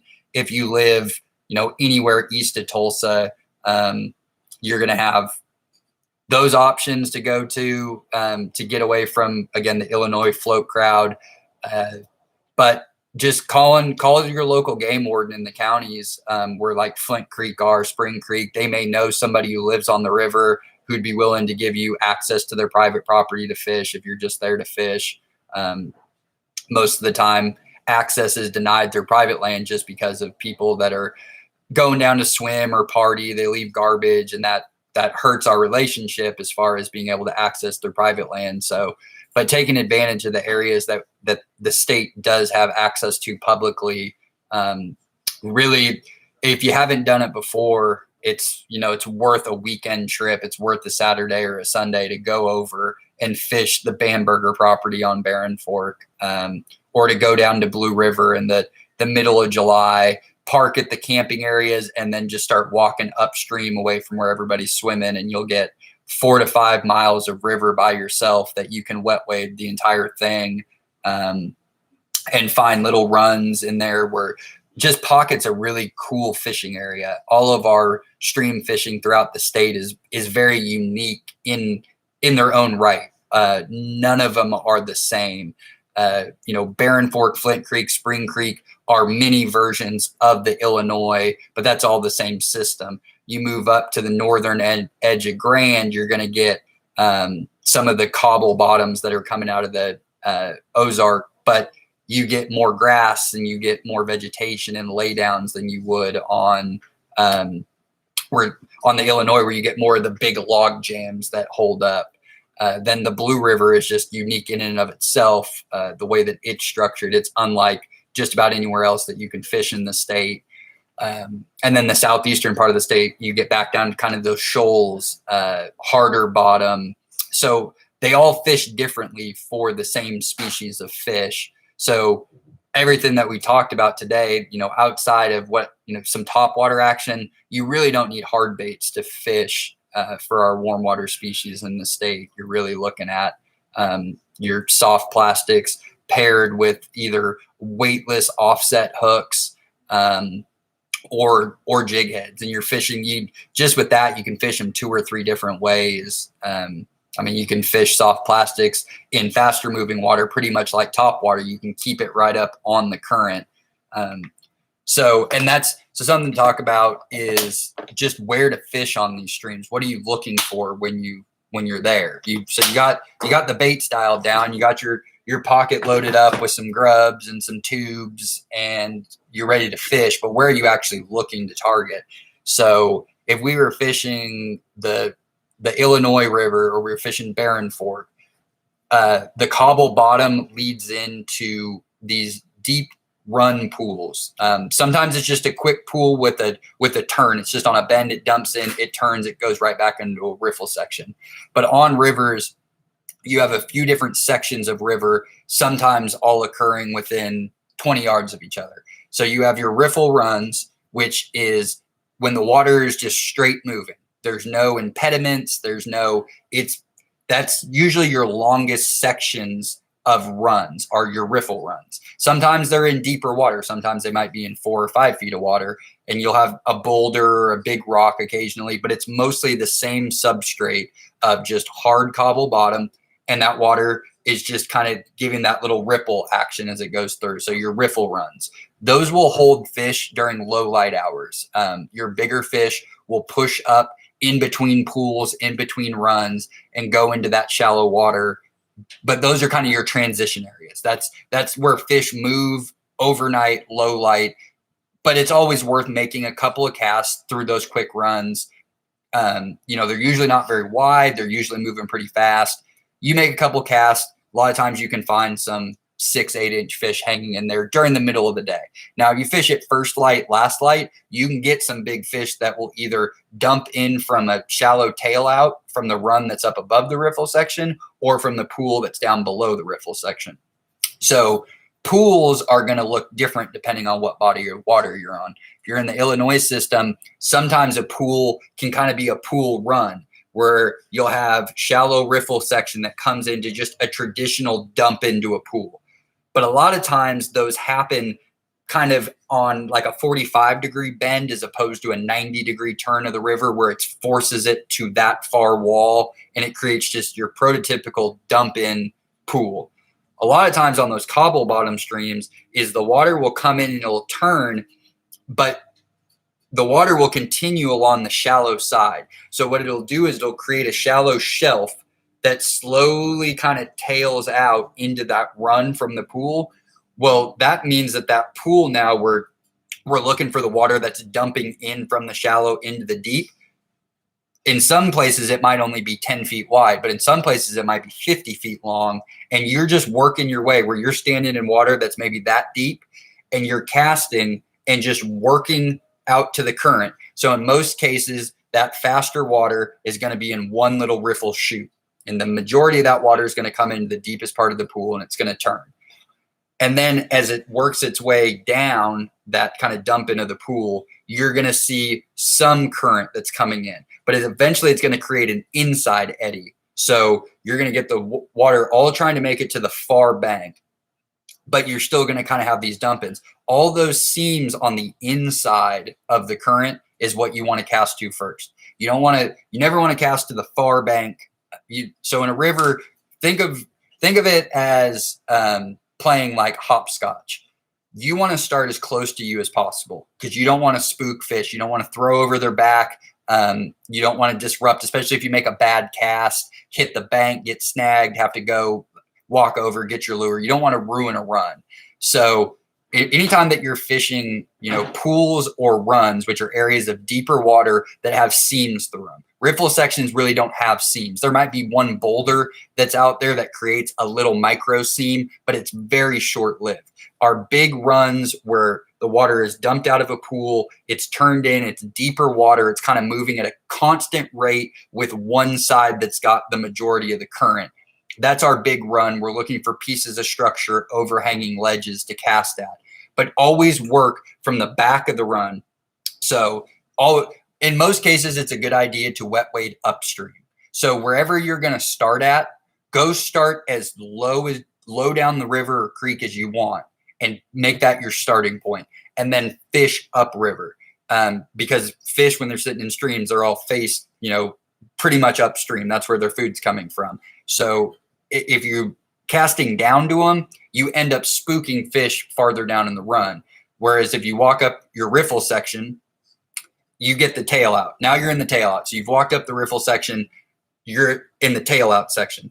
Tail out sections are great all day. Sometimes big fish just want to get away from all the other fish feeding, and they'll move back to the shallow tail out right above, where that new riffle section. So you want to make those casts right along where it's dumping into the riffle section, and then start working your way up. If there's any type of current that comes through, work the inside of the current first. So if you're casting upstream, cast to the inside of the stream, and you want your bait just working right down along that seam. Sometimes you'll work it down, you'll strip it in, that'll get a fish's attention, it'll shoot over, you'll see the fish take. But most of the time you want to just be working it right down that seam. That's where you're going to find your fish. You work that over, you maybe catch a fish or two, or you don't catch anything, then cast to the far side of the seam and work that. And you just keep doing that as you work upstream. So as you work your way up the run, you're eventually going to come to the pool where the next riffle section dumps in. Again, fish from where the riffles dump in, that shallow water, you're standing downstream looking at where the pool dumps in. You want to cast straight up from you, like lining yourself up with where the shallow riffle section runs into the pool. You work that first. That's going to work into that inside eddy seam. Now, if there's any backwater on the far side of the current, that's going to create an eddy on the back side of the seam. Those typically hold lots of fish. You can fish that a number of different ways. And once you get up to where the actual pool itself is at, it's no longer as important to where your starting casts are at because those fish are just constantly moving around down there. But anytime that you're on those seams, riffle sections, tail outs, you want to work it very methodically inside, closest to your bank, over to where the far bank is at into that deeper water, making incremental casts to get there. And then once you get up to the pool, you want to work where the pool dumps in first, try to pick off any fish that are sucked up closest. And oftentimes they're sitting right there. So it might dump into 8 feet of water, but those fish are sitting there in 6 feet or 6 inches of water right where it dumps in, waiting for stuff to fall in. So you catch those fish, you work where the back eddy comes in, kind of work that back eddy section and the end of where that current runs into your established run that goes down. And then in some cases, you might want to throw an approach where you want the current helping your line. So when we talked about throwing the white flukes, weightless, if you wanted to run your grub, twin tail grub, something high up in the water column, then we want to cast across that current because we want that keeping it up in the water column because we want to have it kind of swinging down and swooping. So if you were a fly angler and you're used to swinging a fly, that's essentially what we're doing with spinning equipment or bait casting equipment or whatever you're using. But you want the water bowing your line. That way you can reel much slower, and it's allowing for your bait to stay higher up in the water column, and then it whips. And once it whips, that's when you get a couple of quick either strips of your fly line or reels, and then you're through the current break. And if you haven't got bit by then, well, then you just rip it in and throw it straight back. Now, if you want to work it with your jig head, one of our many appendaged soft plastics, you're going to want to walk to where the riffle or where it dumps into the pool. But don't do this until the very end, because what will happen is when you walk across the cobble, you're going to knock a bunch of sediment down into that pool. It's going to spook. Those fish are going to know something's upstream that isn't natural. It's going to spook them. They're not used to seeing all that gravel, all that sediment coming in. Is there a flood coming? Is there, an animal that's upstream, a person, a truck, or whatever? So you don't want to go over to that far side until you've exhausted fishing the inside of that eddy and then that seam that's coming off of the riffle to the far bank, creating that run. So when you get over to the other side and you're working the back eddy, you want to cast right to where the corner of the current breaks and then goes to what the new run is. You're casting into what will amount to look like kind of a triangle where the current's pushing in. Here's the bank, here's the backwater, and then here's the eddy. You're casting into that, and without catching the current, it'll throw your bait straight down to the bottom, and then you can work it up off the bottom on the seam. The second that your bait falls back into the heavy current line, it's a lot more difficult without really heavy weight to keep it in the strike zone along the bottom. The current's then going to work against you. And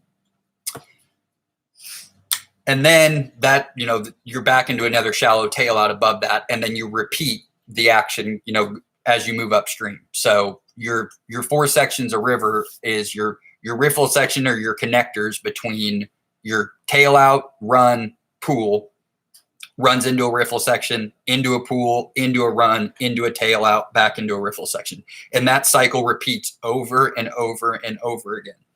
What we're not looking for in a river to catch bass, typically. Now, Blue River is an exception because there's largemouth bass and spotted bass and even on sections of the Illinois, there's largemouth bass and spotted bass. They favor that frog water. So a big long run that may be a mile long, a half a mile long, where there's just nothing to it. It's pretty much same depth from bank to bank. Water's just slowly moving through there. That's typically water you want to just blow by. You make a few casts if there's some pieces of structure. If there's a lay down, if you can see a big boulder out there, maybe on the far bank there's some rocky outcroppings or a ledge, make casts to that, but don't waste a whole lot of time making cast after cast after cast after cast through those big, long run sections. If you don't have a current seam anymore, typically those fish, that water's not as oxygenated, and smallmouth bass typically don't want to hang out in that. When it happens in short doses, Blue River, it happens a lot, but it doesn't go on for miles and miles and miles before the water picks up again. That's the one instance is the Blue River, you kind of want to work over every piece of water. But if you were fishing floating the Illinois, you're fishing the Mountain Fork, the Glover, if you got into a long section of just deep water, that's good water to just burn by. Unless you're looking to catch catfish, carp, non-game species. Those are the types of areas that those fish really like to inhabit. They get to pick off all the stuff where the predatory species they don't want to hang out at. How can a community pond from a thunderstorm? It depends. Sometimes the fishing can be great. It just depends on how much it's worked the water over. Has it really turned it? At this time of year, we haven't seen it throughout most of Oklahoma, but typically at this time of year, a quick little thunderstorm that gives you a quarter-inch of rain, half-inch of rain that doesn't really stain the pond, that can actually make pond fishing, pretty good because it picks it up. Again, we're looking for that on streams as well. You get into the dog days of summer, sometimes just a quick thunderstorm the night before that gives you just a few, bumps you up 40, 50 CFS. Sometimes that'll pick up the fishing if it's gotten overpressured or, we just hadn't had rain in a while and oxygen levels are going down as the water temps are picking up. The lower Illinois can be a good warm water species. A lot of times smallmouth bass hang out in there, largemouth bass. Just depends on generation schedule. But typically these river bass are seeking refuge in highly oxygenated, colder, relatively colder water, which occurs in current. So anytime you're in an area that doesn't have current, so a pond in Oklahoma is going to be the most adversely affected body of water, typically in early summer, it stagnates the quickest.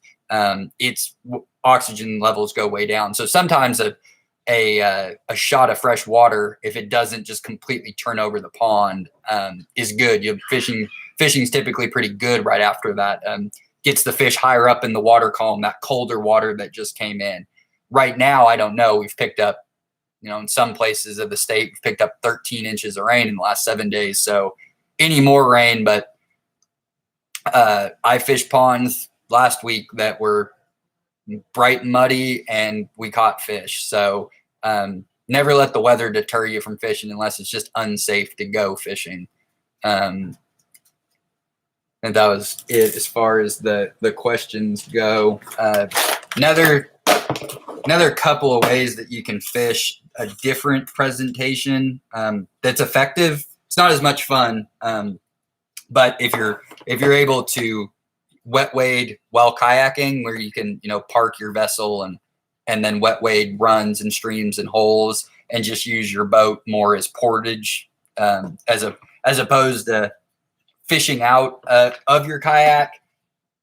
I do it. I don't recommend it. I always get mad at myself for doing it. You hook into fish when you're floating, and then you end up into the bushes and trying to navigate the stream when you get hooked up into fish. So most of the streams in Oklahoma, unless you're on a canoe and somebody else is paddling for you, or maybe you put a drift boat on or some type of float that somebody else is in control of, typically you're just wanting to use your kayak or your canoe or your float in Oklahoma just for passage, just a quicker means of getting to the next good run, next good hole, and then you get out and go.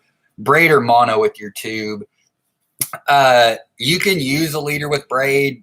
In the clear water streams here, that's a lot of leader to put on. I mean, you're looking at probably wanting to put on an 8 to 12 foot leader, which can cause problems, with casting and abrasion. A cobble, you don't want braid anywhere near rocks. So even a leader, you're better off just going with the straight main line of either mono or fluorocarbon when you're fishing in creeks. If you were to go the route of braid, probably 10-pound braid hook with a double uni to a 8-foot, 6-pound fluoro, 7-pound fluoro. But I would just, it's more effective just to go straight fluorocarbon if you're going to be fishing off the bottom. Mono is going to give you a little bit of buoyancy. So mono is great to have for getting flukes to stay across the top, or if you're using top water, stick with mono. Anything else subsurface, especially if you want to get down to the bottom and have good feel to your bait, especially, like I said, most of what we're doing is just drifting and letting the bait naturally go down. So really your reeling is only picking up the slack as the bait's moving around. Then fluorocarbon is going to give you just that little bit of extra bite sensitivity because it doesn't have stretch in it, or it has very little stretch in it. Braid has no stretch.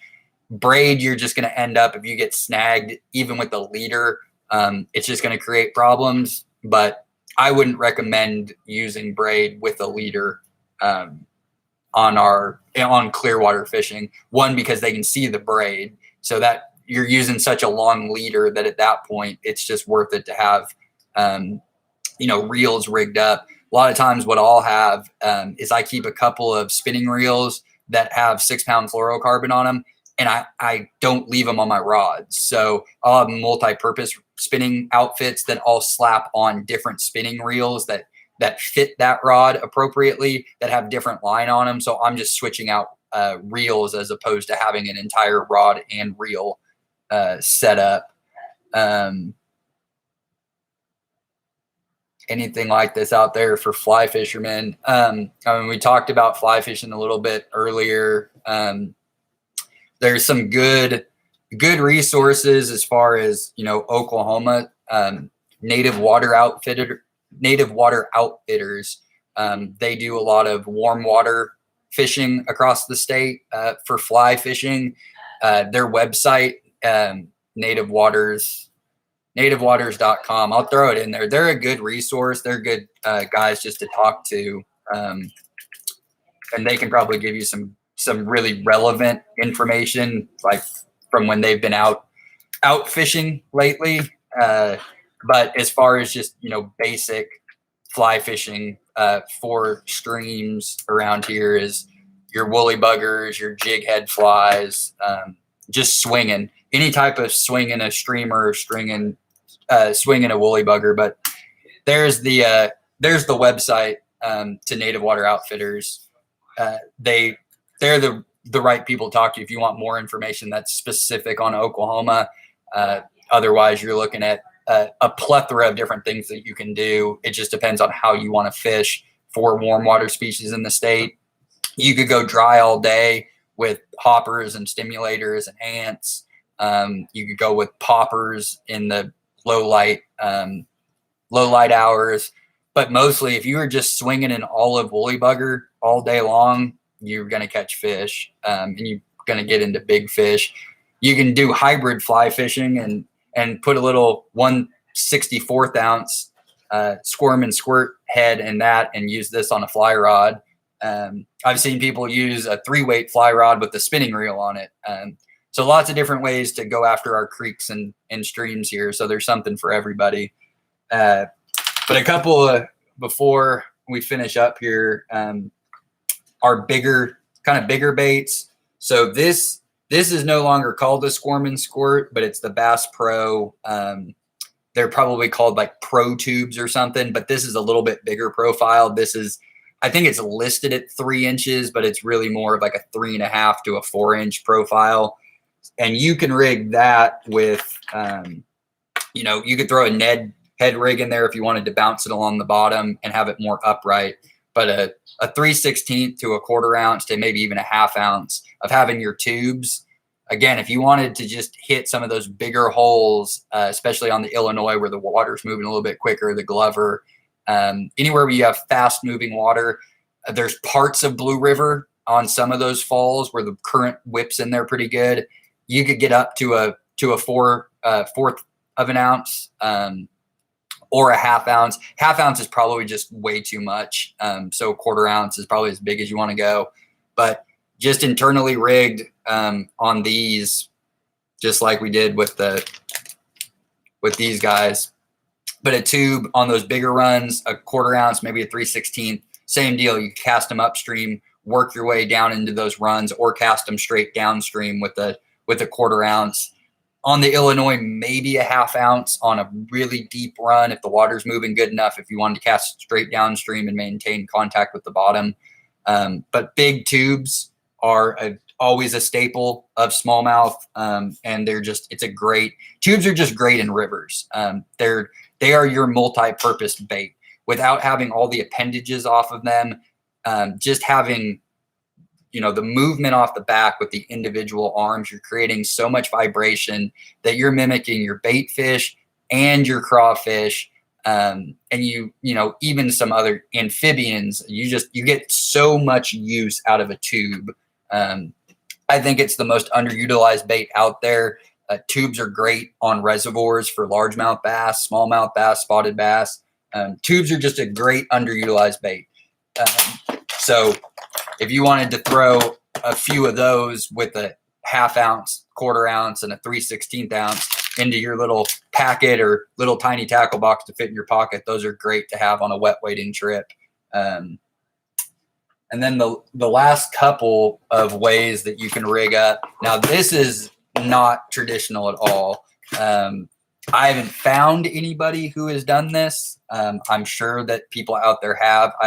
I've not read anything about it or seen anything. But running a drop shot downstream in pools is a unique way to fish middle of the water column, or I say middle, but bottom third of the water column without actually being on the bottom. So, and you can fish a lot of different baits that way because the current's going to help you. So you're doing a lot of tight lining. And basically what we would do is I like double wide octopus hooks. So this is a size, this is probably a 1/0, but I'll fish a 1/0 all the way down to a size 2 double wide octopus hook. I'm going to use some heavier line to show this so it shows up on the screen. But to run your drop shot rig, you're just tying a basic Palomar knot onto your hook. So in the case of somebody had asked the question earlier about braid to mono or fluoro, a lot of my reservoir rods that I run drop shots on, I have braided line that's tied onto a leader. So I have to be more careful about where I put my hook on because I only have, so much tag end to be able to use. But if you're running a mainline mono or fluoro, not important. You just want to have enough tag end at the back. So, probably not more than 14 to 16 inches is about as far as you want to go, but really you're effective at about 8 to 12 inches. So where your weight would be at in relationship to where your hook is going to be at, it's going to be about right there. But anyways, you just want to have enough tag. You can always cut line off. You can't get it back once you tie the knot. Most important thing with this setup is when you go to tie your Palomar knot, make sure you are going through the eyelid on the hook point side. Now, this one makes it easy because it's kind of tilted back, but some of hooks that are labeled as drop shot, mosquito hooks, octopus hooks, they're going to have more of a straight eyelid in relationship to the hook shank. But most important part, go through the hook point side. That's what makes your hook stand up this way. If you went in through the back side, your hook point's going to sit down on your line. So our Palomar knot, you just double over the line, go through, got both pieces, and then we're just going to turn it and do just a simple overhand knot, just like you're tying your shoes. Goes through, makes your loop, and here's your tag end. With a loop, take that tag end and work it over your hook so that the hook goes right through that loop. Then pull your tag end up over the knot or the loop that you had made originally, wet your line, cinch it tight. So now we take our tag end, which forgot a step. So we did that, right? So now our hook's up like this. We want to take the tag end and run it back through the same top side. So the hook point side of the eye hole, and then run it down there. So now, and this is 14 pounds, so it doesn't go through there very well, but you're going to be using 6-pound test, 8-pound test, even 10-pound test. The knot itself, when you do it, will actually pull through the eye hole and sit on the backside, and it'll really make that hook point stand up. But for the demonstration, it's sitting a little low on there because the knot that we tied can't fit back through the eye hole, but that's only because I'm using 14-pound test. Most of the time with your drop shots, you're using 6, 8, maybe 10-pound fluoro, which is much smaller diameter, no problem fitting through those eyelids. So now we take a drop shot weight, which I like the tungsten weights. You can buy the lead ones that are in this cylindrical shape, but the tungsten weights, they're more expensive, but it's condensed weight. So this size weight in just normal lead would be twice the size. So it's just a bigger profile. They also make ones that are a ball shaped, a round circle. And they all these drop shot weights, the difference between them and your typical weights that have eyelids on them is they're not meant to have a fishing knot tied onto them. So right up there at the top, it's just that little piece of metal. And all you do is once you get it to the distance you want from your hook, so that'll be about how far it's going to float up off of the bottom, you just pull both ends and it just cinches tight in there. And you can clip that right there. Typically what I'll do is I'll just tie a little square knot above it. So just a loop, just like that. It's not really helping you, but if you do try to tie a fishing knot onto that, an improved clinch Palomar, you're going to snap your line every single time that you go to tighten it up. So cut it off. You leave yourself a little bit of tag end. You don't have to worry about it being nice and pretty up close, just in case it slips a little bit. So we have this. So we got it about 12 inches. And now what you're going to do with your hook is you can fish a lot of different things. All of the soft plastics that we showed, anything. I really like all of the Z-Man brand baits because they float. So instead of having the body of the soft plastic try to sink on you, these are going to float. And so they're going to get even more action in that current. But what you can do is you could take your river bug, you could take a little like swim bait type, mimicking soft plastic, a ribbed kind of paddle tail soft plastic, anything that you think will work. These little kind of river bugs, all of these are great drop shot baits. But for this, I'll just use little finesse TRD. And with any of these baits, doesn't matter which one it is, when you go through, you do not want to go all the way through like that. You want to just, so this is how much hook point that I have. So I know that on the turn, I want to get just enough soft plastic. So I want to go in, maybe just a 1/4 inch low of where I'm going to come out of, just so I have enough that if a fish grabs it from the back, it's not going to be able to just immediately rip it from the hook. And that's where these Z-Man baits are great, because they stretch way out and they don't lose any of their integrity. If I was to do that with, one of these, it'll rip in half. So the Z-Man baits are great because they can take a lot of punishment without actually destroying the bait. But when you put it on there, you want to go up through the bottom, up to the middle, the middle of the body of the bait. So the center of the bait. And then you want to come right out the nose of your bait. So no matter what you're using, whether it's, a little river bug, a little twin tail grub, a little crawfish imitator, little swim bait type imitator, anything like that, don't go all the way through the top because it will not sit right. So it's meant to sit with that hook point just out. You don't need to pull it back. You just pull it to the corner. So what you can do with this is if you cast this downstream into a pool, just get that thing on the bottom and reel up your slack until you are tight lined with the weight. And you can, in a lot of cases, if you have enough current or you're perfectly on the seam, when it hits the bottom and you're just holding it tight, not doing anything, just holding it there, your bait's sitting, you're going to be at an angle. So if you're at 12 inches, you're more likely going to be about 8 inches off the bottom. And then, if you're fishing into a hole where the water comes up, it's always going to be moving, but we're up off the bottom. All the fish that are in that run, in that pool, they can see that thing. So it's sitting right in the middle of the water column. You're doing nothing. And as the water's passing through it, the back of your bait is just getting all the action without you doing anything. You can stand on there, bam, it'll get hammered off the back. So it's just a unique way to river fish and not have to do anything.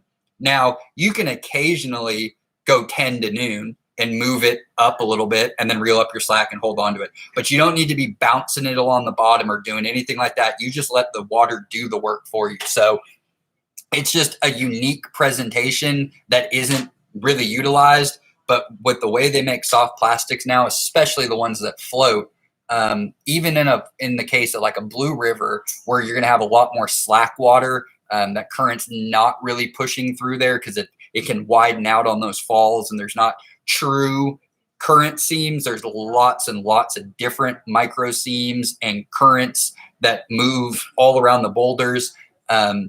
So having the floating, Z-man baits that'll stay high up in the water or higher up from the back end in the water column. Whereas, let's see if I have. So these are just going to be like basic Bass Pro or Yum little stick worms, little dingers. These ones, they don't float, but they pulsate is through the water, and it's not like they sink fast like a weight. But you see that back end's always going to be drooping. Well, that could help you in some cases if you had enough current, because all this thing's going to do with the current is it's just going to keep doing that. So it's going to look like a fish or a crawdad that's right there, 8 inches off the bottom, moving its way up, and those fish will come up behind it. So it's not a readily used tactic, but it is effective. So if you wanted to just try something new, drop shotting in streams is pretty fun. But you're always just those ones you don't need. You don't want to cast out cross current. You don't want to cast up river.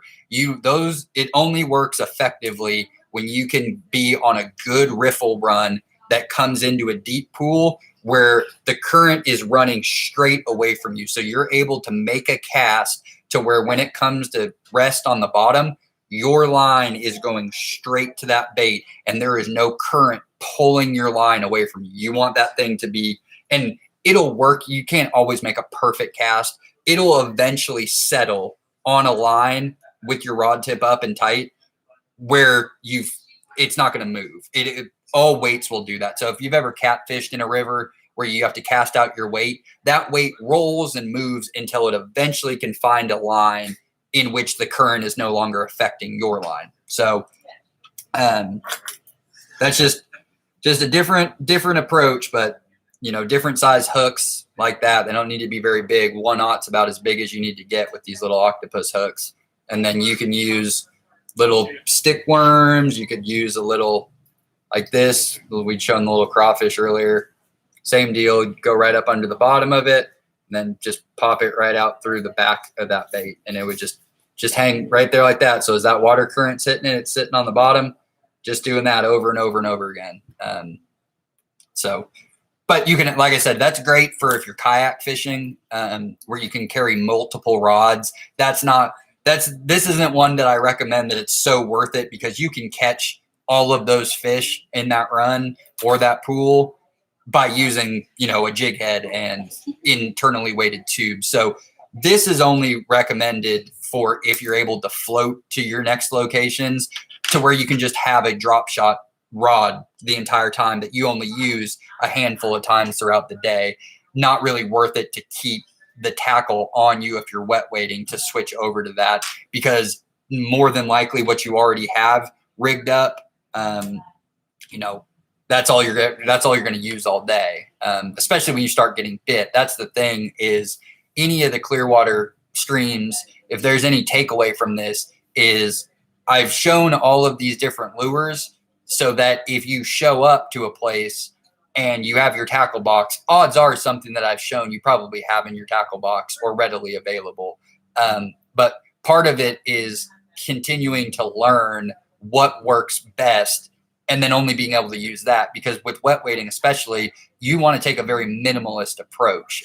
You don't want to be lagging a bunch of gear. It's no fun to carry a bunch of rods up and down the river with you. So you want to find one rod, typically on Barren Fork, on any of the smaller Barren Fork size creeks where water's never flowing more than about 200 CFS, where you're never in water that's really deeper than about 6 feet. A 5'2" to 6 foot rod is plenty. You could have a 6'6" rod, but you're your smaller micro rods, 4'8" rod all the way to 6-foot rod, all light action, real small. You don't need medium action rods. You get more fun out of playing the fish. It's still enough to hold on to a 2 or 3 pound fish should you hook into one. Then if you get on to the bigger water, you can use those smaller rods. It's really not that effective, though. If you start getting into the bigger fish, you're going to lose those smallmouth. It's harder to play them. So for your medium size to bigger bodies of water throughout the state, then you're looking at a 6-foot to 7-foot rod, medium light action with 6 pound test, maybe 8 pound test. But 6 pounds is plenty. The smaller creeks, 4 pounds is plenty. And if you can use fluorocarbon, even better, especially when you're fishing subsurface. Smaller diameter, harder for the fish to see. Just, again, increasing your odds at catching more fish than you would have, if you went in with a monofilament 10-pound line.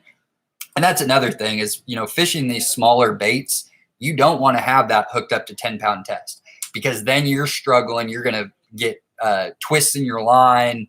When you're throwing a 1/32 ounce, if you have a light action rod with 6 pound test, you can cast it fine, but you're really looking to have a micro light rod with 4 pound test, and then it's not going to take a bunch of line off of your reel and twist it. So those are just other little minor things. Again, can you go to Barren Fork Creek with a spin casting Zebco 33 with 10 pound test on it and catch fish using a 16th or 8th ounce jig head with a curly tail grub behind it? Yeah, absolutely. But you might only catch 10 fish as opposed to 80 fish. So, and you'll get bit. Like I said, if you're feeling dink, dink, dink all day long when you're on the creek, downsize. That means you're on the right color. The bait's too big. And that's all trial and error. And the more streams that you can get out and fish across the state, you'll learn the little subtle nuances between all of them. Because as I've said, the squirm and squirt tube, it's going to be lights out everywhere you go. A Fat Albert, Grub, these are going to outfish everything else that you can throw out there. But you'll learn the different places that you go. Oh, but I can throw a white fluke here and catch some big fish. I can throw the top water at this place in the morning or the evening and get bit and have a different, visual or feel for the fishing, which is all we're ever trying to do when we're fishing. You want to catch as many fish as possible. But some people are in it for the visual. I want to see top water action. Some people want to catch just big fish. So everything we've gone through here today, you just want to go catch one really big fish. Well, then work a 1/4 ounce jig head with a tube or something like this, or a chatterbait with a 4-inch twin tail or paddle tail, some type of big meaty trailer on it, and work that all day long on the Illinois and on the blue. And you'll more than likely find yourself, a big fish. But you're going to hang up a lot. You're going to lose a lot of equipment. You're not going to catch as many fish. So figuring out how to tailor your own outfit for any time you go to a stream and knowing exactly what it is you're looking to get out of that day, depending on where you're at, that's everything we've gone through here today.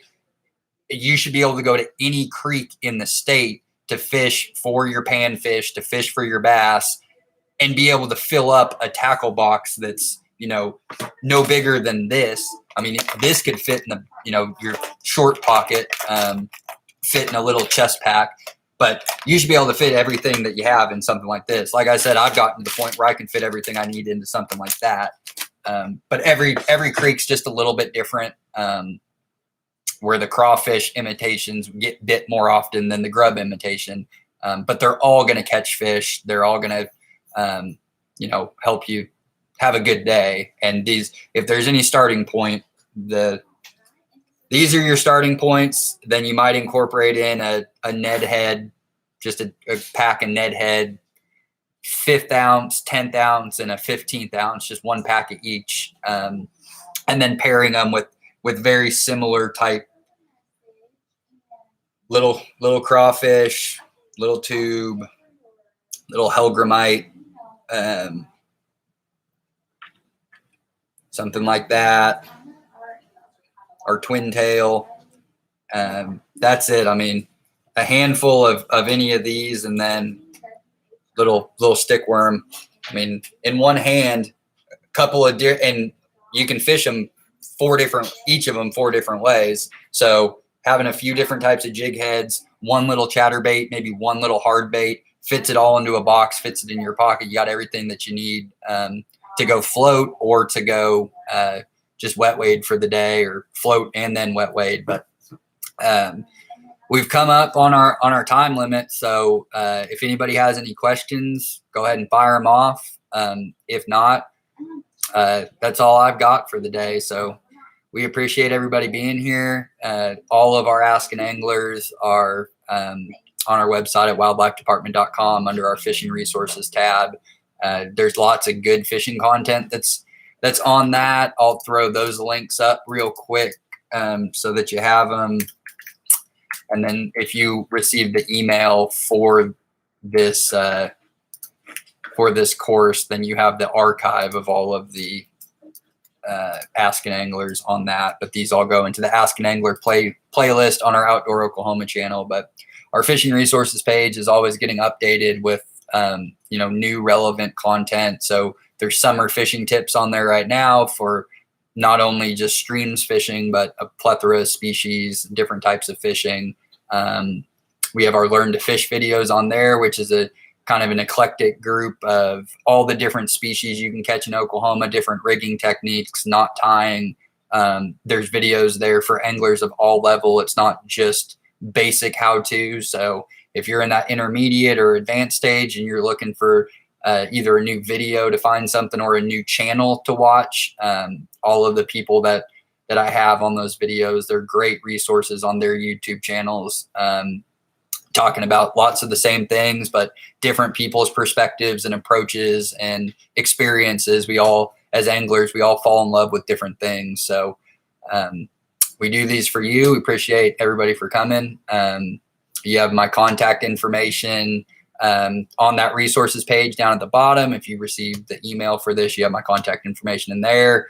Call, text, email. If you ever have any fishing related questions, if there's a Ask an Angler on a specific topic or species that we haven't done yet, or you'd like to see in more detail, let us know.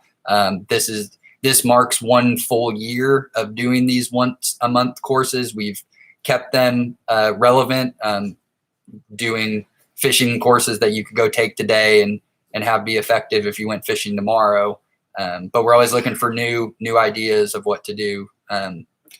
So with that, I don't see any more questions popping up. So I'm going to go ahead and end the stream. This will be live on our website in the next 10 minutes, and it'll be live on our Go Outdoors Oklahoma YouTube channel right when I end the stream. So you can always come back and watch it. Hit our fishing resources page to stay up to date on everything else that we've got going on, as well as upcoming opportunities for in-person fishing courses, as well as upcoming virtual courses. So with that, tight lines, stay safe. Everybody enjoy your summer. We'll see you next time.